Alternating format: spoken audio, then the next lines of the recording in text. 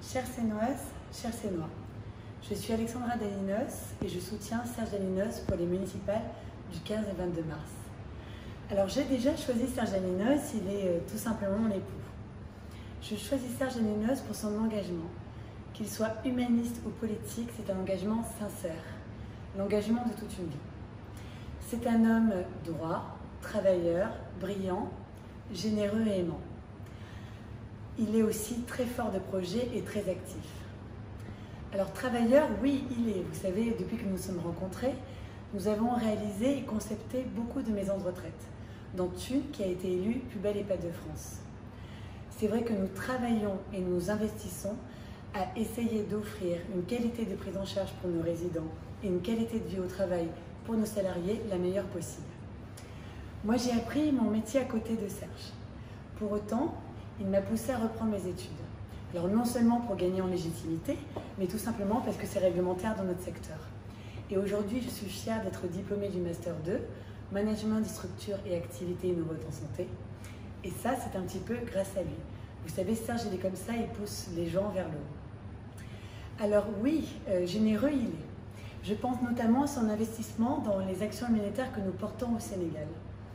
Lorsque je l'ai sollicité afin qu'il vienne constater le manque de moyens et la vétusté du matériel, là où j'ai vu beaucoup d'aide, beaucoup de besoins, lui, il y a vu un problème urgent à régler.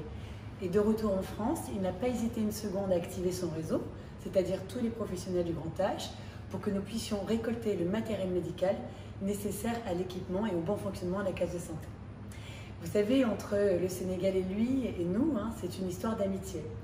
Donc c'est tout naturellement quand le docteur et le directeur d'établissement de santé, M. Mordia, l'a sollicité à la recherche d'un partenariat entre hôpitaux de France et hôpitaux du Sénégal, il n'a pas hésité une seconde à rentrer en contact avec M. Michel Perrault, qui est le directeur des hôpitaux du Var, et Mme Josie Chambon, la directrice du FPVS, afin que nous rencontrions le ministre de la Santé, M. Abdoulaye Diaf, pour essayer de concrétiser une convention interhôpitaux.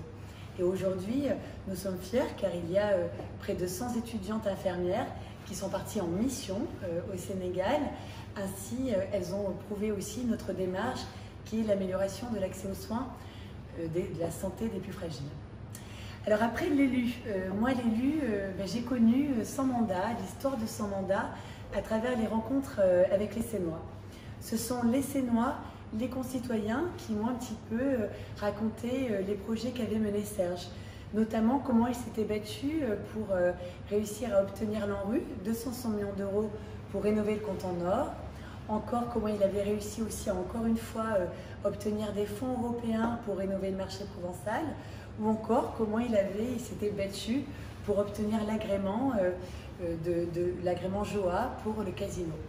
Moi, vous savez, je suis sénoise de naissance, j'ai grandi à la Seine. Et je me rappelle très jeune, j'avais fait le tour des commerçants et j'avais réussi à décrocher quand même un emploi. Je pense qu'aujourd'hui, c'est une mission impossible pour nos jeunes.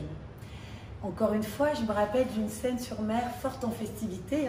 On ne se posait pas la question, il y avait toujours un concert, un événement dans chaque quartier.